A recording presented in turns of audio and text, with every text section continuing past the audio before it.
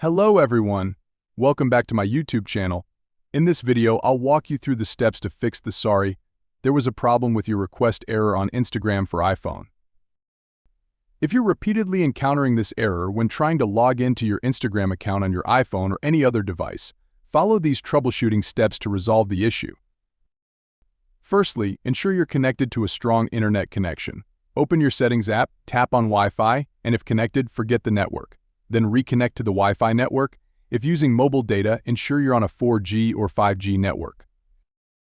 Next, navigate to Settings, General VPN, and Device Management. Disconnect any VPN connections.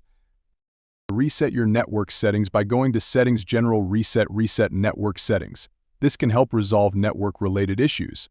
But ensure your date and time settings are set to automatic in Settings, General, Date, Time.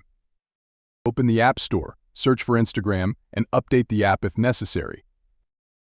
If the issue persists, go to Settings, General, iPhone Storage, find Instagram, and offload the app. Then reinstall Instagram and log in again. After completing these steps, your issue with the sorry, there was a problem with your request error should be resolved. If you found this video helpful, please consider subscribing to my channel. Thank you for watching.